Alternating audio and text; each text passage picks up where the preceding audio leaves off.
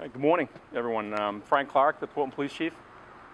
Actually joined here today by representatives from the Cumberland County District Attorney's Office, Cumberland County Sheriff's Office, Falmouth PD, Westbrook PD, Scarborough PD, the South Portland Police Department, and Pat Moody's here from AAA Northern New England. So there'll be a few of us just providing some comments today, but the overall message is on public safety, safety on our roadways. With spring coming, with the curfew and other COVID restrictions that have been lifting and loosening, we're all trying to find out what the new normal is going to look like. And I definitely see more commuters, pedestrians, and visitors in the city today than I did at this time last year. So this is a good opportunity to kind of reach out to the community about really some concerning increases that we're seeing here in the city in regards to impaired driving activity. And really the message again is to solicit the voluntary compliance is more what it's about. We've had 84 people arrested in Portland since January 1 this year. This is about a 105% increase relative to last year and about a 71% increase over 2019. So it is not something that's just related to any sort of a reduction during 2020 at the beginning of the pandemic. Disconcertingly as well, there's been 19 crashes so far this year that have involved OUI-related charges. Most OUIs involved alcohol, and some of those, the blood alcohol content range from 3 to 4 times the legal limit here in Maine. But 13 involved other drugs, including opioids, Xanax, methamphetamine, marijuana, and cough medicine. In one recent case, the driver indicated that she'd been drinking before driving, and that she was also smoking marijuana and texting at the time of the crash that she was involved in. This is obviously a perfect trifecta of decision making, and is obviously an unsafe and unacceptable behavior on our roadways. Given what other states have experienced in terms of increased impaired driving, crashes, and fatalities related to recreational marijuana use, we don't want this to be an indication of things to come. Even over-the-counter drugs, like I already mentioned, can impair. And any such impairment to the slightest degree while operating a motor vehicle is a crime. A driver's license is not a right, it's a privilege, and under Maine law, drivers impliedly consent to blood, breath, and urine testing whenever there's probable cause to believe that they're impaired. Again, just restating, this is a serious public safety concern that can too often lead to crashes, injuries, and fatalities on all of our roadways. And as always, we're seeking the voluntary compliance of the public to drive safe and not recklessly.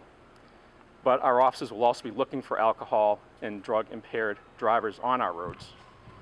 Like many departments, Portland has a certified drug recognition expert, or DRE, and we also just sent 10 officers of our uniformed officers to an ARIDE training, which stands for Advanced Roadside Impaired Driving Enforcement. And these trainings essentially seek to enhance the competency of our officers in identifying signs of impairment and enforcing the law in that regard. So what we're really doing, again, is asking, we hope that people who feel impaired to the slightest degree will plan ahead, will think about and consider alternative ways to get home, whether that's designated drivers, ride shares, taxis, or calling a friend or a family member at the end of the night. But we just want people to get home and to get home safely. And I'll just turn it over at this point to Chief Deputy Naldo Gagnon from the Cumberland County Sheriff's Office.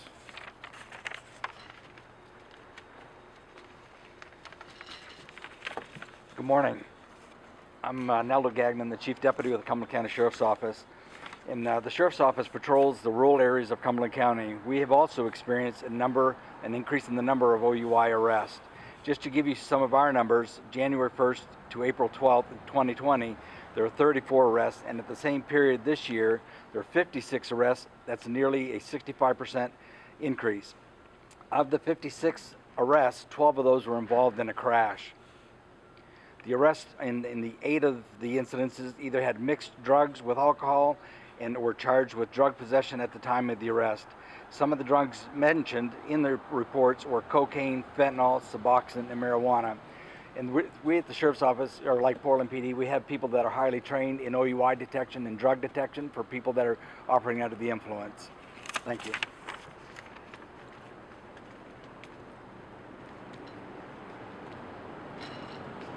Hi everybody, I'm Jonathan Sarbeck. I'm the District Attorney here in Cumberland County. I just want to thank the chief and all the representatives from local law enforcement to be here. I think the message that's being portrayed here about the public safety, about the concerns with the rise in the city of Portland with regards to driving while impaired. This is a message that we do need to continue to get out there, that we do need to make sure people are aware that they are taking steps to avoid getting behind the wheel of a vehicle if they are impaired by either alcohol or drugs. We are continuing with prosecutions when necessary. In here, that the DA's office is still fully functional when it comes to prosecuting these charges, and I would be open to any questions if people have them. Yes, Matt?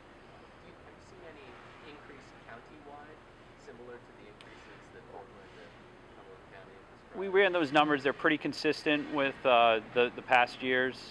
They're a little bit down from a county standpoint, but overall, the increase that I have a concern with is what the Cumberland County Sheriff's Office and the Portland PD are telling us today. Is there any increase in marijuana use drivers who have been cited or arrested? I didn't look specifically into what the intoxicants are when it comes to operating under the influence. Sometimes there's a specific charge that goes to the alcohol refusal, or other times it goes to the actual intoxication by other drugs. I won't ask how you stop all this. Are penalties, I know they're stiff. Would you like to see any more changes, different penalties? Well, every case we take on a case-by-case basis. We want to look at what is actually the root cause of why somebody is in the situation that they are. Was it a situation where somebody made a bad choice, or is it something that they have a substance use disorder that we have to address? So we really tried to take every case on a case-by-case basis when we're coming up with a resolution on how to prosecute. Yes, sir. Do you guys know what the cause of this might be? Is it people being cooped up in the pandemic all of a sudden, or ideas? I don't have any ideas. I'm not sure if the chief is going to talk about that, but I think it's more something that overall, I think it would be a struggle for me to say what this root cause is. Thank you very much.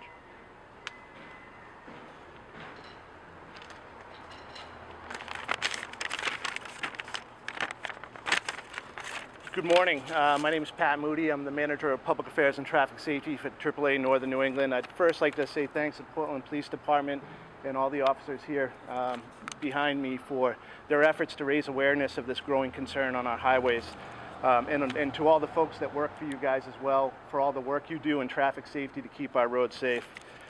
As you're likely aware, AAA is known for rescuing our members roadside, but we're also very active in advocating for highway safety. We do a lot of research, we do a lot of surveying to understand what people's perceptions and beliefs are. And here's some sobering findings. 90% of folks, actually well over 90% of folks, feel that impaired driving is a major threat to their safety and their family's safety on our roads. Yet approximately 15% of those same folks admit to drinking and driving the last 30 days. About 7% admit to smoking or ingesting marijuana in the past 30 days. When we inquire about their perceptions of being arrested, well, that's a little different. It's about 68% feel that there's a strong chance that they could be arrested for drinking and driving. About 27% feel that they could be arrested for consuming marijuana and driving. So motorists are largely, they're concerned about impaired driving. They're concerned that it's a danger to themselves and everybody else on the road. They feel pretty strongly that they got a good chance of being arrested for it. Yet there's still a very large proportion of drivers that are out there doing that very dangerous behavior. This is a much bigger problem than a lot of people think. Over 1 million people are arrested every year to impaired driving in this country. On the national front, about 1/3 of all of our highway fatalities are the result of an impaired driver. About 10,000 to 12,000 people are killed in our country because somebody got behind the wheel impaired, or maybe grabbed onto the handlebars of their motorcycle impaired. Now, to put this in perspective, roughly 29 people a day are killed by an impaired driver in our country. That's about 1 every 50 minutes. Drugs other than alcohol They're involved in about 16% of motor vehicle crashes. And if you're driving at night or on the weekends, about 13% of nighttime and weekend drivers have marijuana in their system. Locally here in Maine, as the pandemic has played out, more and more people turn to substances to help cope with stress and anxiety. The state experienced a significant reduction in miles traveled, right? Folks were driving less. But we saw an increase in impaired driving crashes. We also saw, when I spoke to the Bureau of Highway Safety, we saw a reduction in samples of blood alcohol, breath samples, sorry. So they saw about a 19% reduction in the amount of samples that they took from an intoxilizer. That was about 1,300 samples fewer than 2019. So, you know, it's clear that this is a major issue here in Maine, across the country. It's a growing concern. As we leave and start recovering from this pandemic and more bars and restaurants open up, and especially here in Maine, as more retail establishments open up for marijuana, there's the potential for greater use and greater use behind the wheel.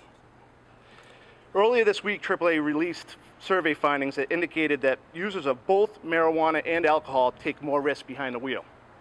People who use both alcohol and marijuana are some of the most dangerous people on our roads. They're significantly more likely to speed, text, intentionally run red lights, and drive aggressively than those who don't. These data show an alarming impact of alcohol and marijuana use on choices drivers make when they get behind the wheel. Using these two drugs leads to poor decision making and a potential for fatal consequences. So we at AAA Northern New England, we want to remind everybody that if you feel different, you're going to drive different. It's really important to take responsible decisions here. There's plenty of other options than to get behind the wheel or grab onto the handlebars of your motorcycle impaired. Thank you very much. How much is this related to, you guys have studied more serious crashes, people speeding much faster than they would outside of the pandemic? How much of that do you think might be related to this? Yeah, there's certainly a correlation between impairment from what we found through alcohol and marijuana and high-risk driving behaviors, especially with distracted driving as well. So, you know, we've seen a significant amount, and some of it is, you know, hard data, but others is just reports from law enforcement agencies seeing people doing very risky driving behaviors behind the wheel. Thank you.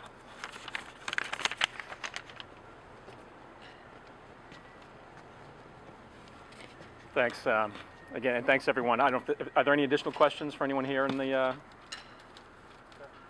Good. Again.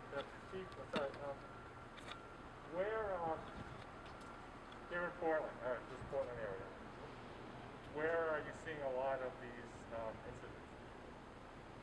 Around town, downtown, Oakport area, or is it? I don't think we dug specifically into the geographical location. I know that they're in Deering, they're downtown, they're everywhere. But in terms of like percentages, I don't have that information. And primarily, what are you seeing, like nighttime, daytime, or is there like a split between male and female? What's the percentages on that? There's definitely I think we have the percentages for male, female, and generally speaking, it's at night or after dark sort of thing. And in terms of causation that we were talking about earlier, there's really nothing that we're drawing a conclusion on at this point. Obviously, coming out of the pandemic, the bars are back open, the restaurants are back open. People want to get back out and again get back to some sense of normalcy.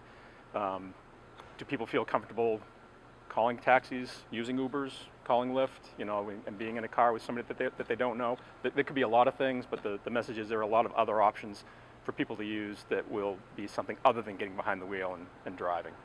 Will we see more OUI stops? Or OUI, what do you have to call it? Enforcement or just Enforcement, yes. Yeah, and there's funding through Maine Bureau of Highway Safety that's going to be specific to impaired driving enforcement and other dangerous driving type enforcement. So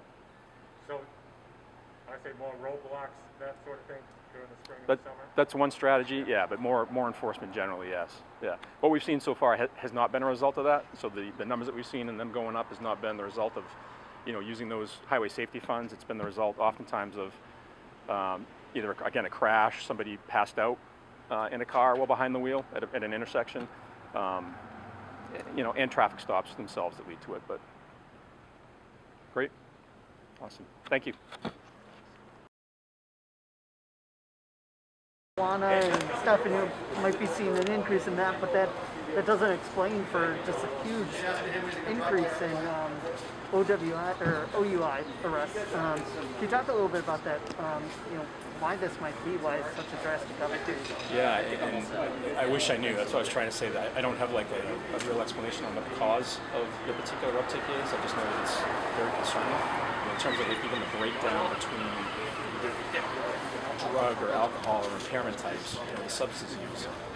Just to give you an example, if we pull somebody over and they're impaired, the test essentially is if they're impaired to the slightest degree, that's a crime.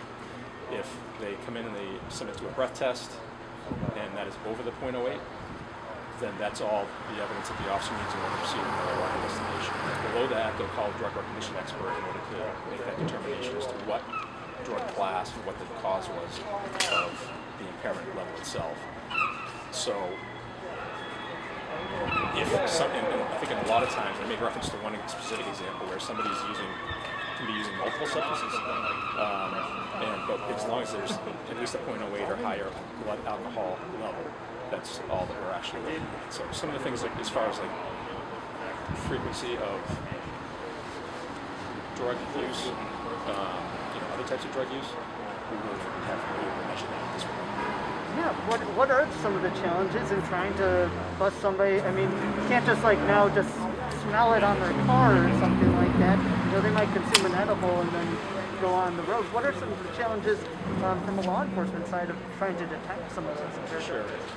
Sure, and that is a challenge. I think just knowledge and awareness and having the training and the skill set in order to be able to recognize them, which is kind of like one of the things that we're trying to focus on now, is making sure that our officers that are enforcing these laws have the training that they need, the specialized training that they need, whether it's the ARIDE training that I made reference to or the DRE training, to recognize and make the appropriate decisions on the road in terms of assessing a level of impairment and then making a determination as to what is causing that impairment, if it's not alcohol, for instance. How can you even test if somebody's impaired by something like marijuana? It's all based on the officer's observations and the level of impairment itself. It could be anything from the operation that they see on the road to the outcome of the standardized field sobriety testing. So it's really based on a level of impairment. There is, other than for alcohol, there is no similar .08 level for marijuana or for methamphetamine or for opiates. It is strictly based on the level of impairment for those substances caused.